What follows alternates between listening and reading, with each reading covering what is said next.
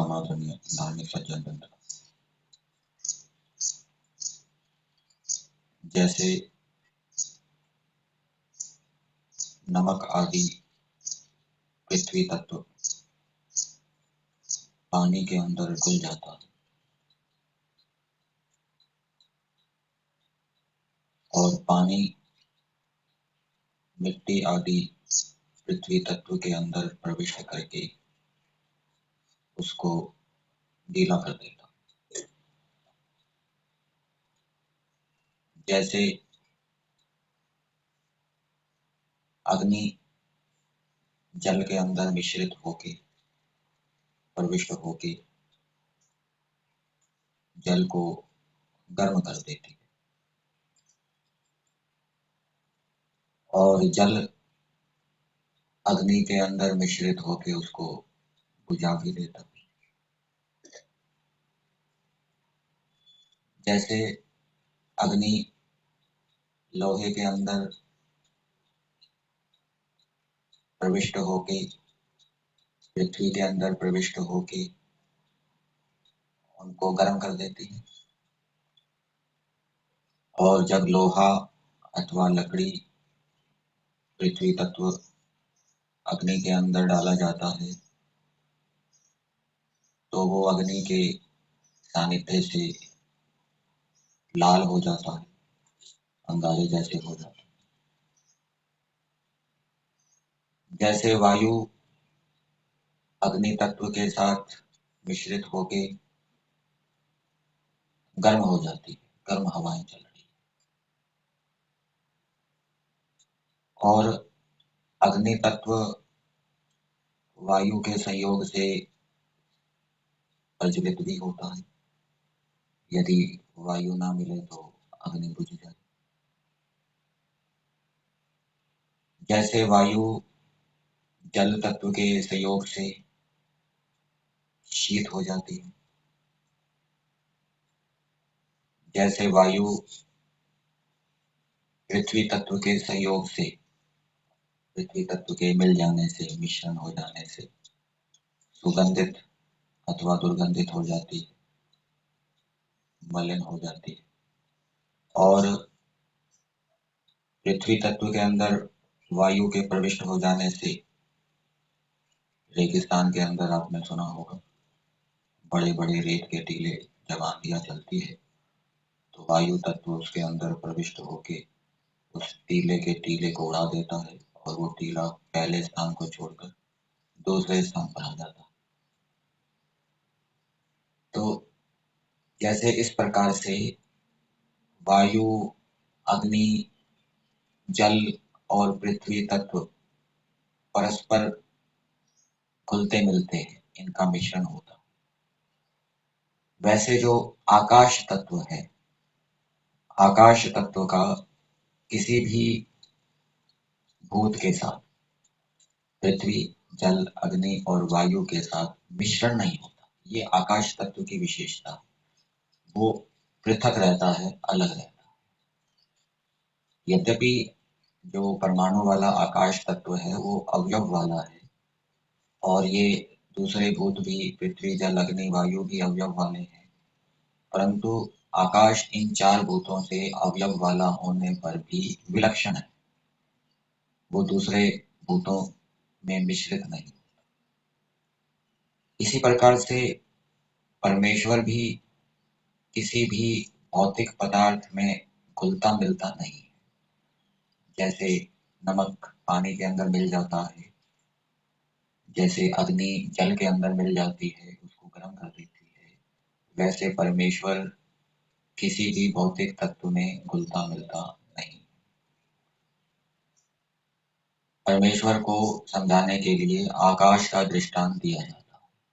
ओम खम ब्रह्म। परमेश्वर कैसा है? आकाश है, आकाश के समान। तो इसमें दो विशेषताएं हम जोड़ सकते हैं कि जैसे आकाश अन्य भूतों के साथ घुलता मिलता नहीं है, वैसे परमेश्वर है। और दूसरा, जैसे आकाश व्यापक है वैसे ही परमेश्वर भी क्या है? व्यापक। पहली बात। और ये जो ऐसा आकाश तत्व परमेश्वर ने बनाया, विलक्षण उसको बनाया।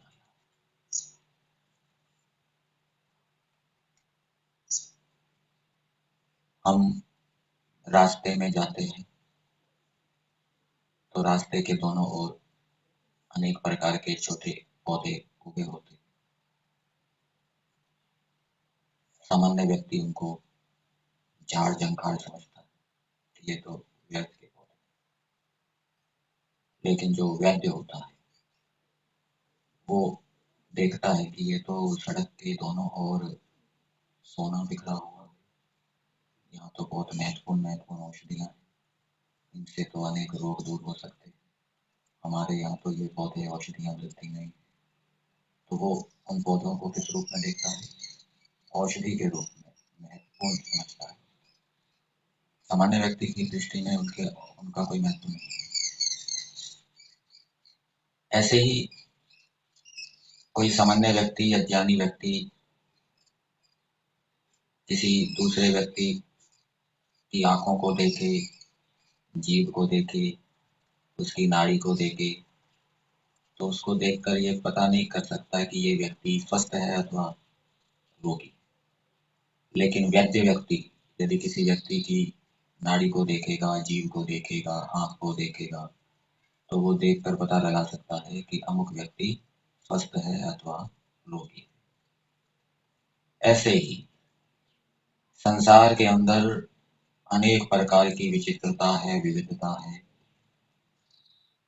कोई मूर्ख है, कोई ज्ञानी है, कोई सकलांग है, कोई विकलांग है, किसी के पास मनुष्य शरीर है, किसी के पास पशु पक्षी का शरीर है, कोई निरोग है, कोई स्वस्थ है, किसी को अधिक दुख है, किसी को कम दुख है, कोई अधिक सुखी है, कोई अधिक दुखी है।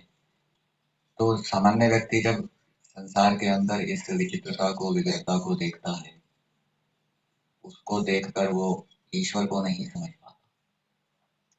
परंतु जो वेदों का, दर्शनों का विद्वान होता है और वो जब संसार को विविध रूप में देखता है तो उसको ईश्वर न्यायकारी दिखाई देता है। ईश्वर की न्यायकारिता दिखाई देती है। ईश्वर न्यायकारी। तीसरी बात, ईश्वर पुरुषार्थी है, अत्यंत पुरुषार्थी है। उसको हम कैसे समझें? एक मूर्तिकार होता है, उसको मूर्ति बनाने के लिए कितना समय, शक्ति लगानी पड़ती है, बुद्धि लगानी पड़ती है। परमेश्वर तो इस सृष्टि के अंदर असंख्य छोटी बड़ी मूर्तियों को बनाता है। ये असंख्य प्रकार की योनियां, असंख्य प्रकार के शरीर, मनुष्य, पशु, पक्षी, कीट, पतंग, पेड़ पौधे, सूर्य, चंद्रमा, पृथ्वी, ये मूर्तियां। तो परमेश्वर ने इन मूर्तियों को बनाने में कितना पुरुषार्थ किया। एक मनुष्य का निर्माण करने के लिए माता पिता को, गुरु आचार्यों को कितना पुरुषार्थ करना पड़ता है, कितनी देखभाल करनी पड़ती है, कितना निरीक्षण परीक्षण करना पड़ता है, उसको बचाना पड़ता है, प्रेरणा देनी पड़ती है, तब जाकर कोई मनुष्य विद्वान बनता है। और ईश्वर तो इस सृष्टि के अंदर असंख्य विद्वानों को, ऋषियों मुनियों को उत्पन्न करता है। तो ईश्वर ने कितना पुरुषार्थ किया होगा, अंदर बैठा हुआ प्रेरणाएं देता है, भय, लज्जा, शंका, आनंद, उत्साह आदि उत्पन्न करता है। जब कोई गलत कार्य करना प्रारंभ करता है तो परमेश्वर उसको टोकता है। जब कोई अच्छे कार्य करने की योजना बनाता है तो परमेश्वर उसे आनंद उत्साह देता है। और एक साथ परमेश्वर इन अनेक क्रियाओं को करता है। कितना पुरुषार्थ है। इसी प्रकार से कोई राजा है, उसको अपने राज्य का पालन करने के लिए कितनी मेहनत करनी पड़ती है, दिन रात लगना पड़ता है। रात को भी सुरक्षा व्यवस्था करनी पड़ती है, गुप्तचरों को भेजना पड़ता है, सूचना लेने देने आदि के लिए।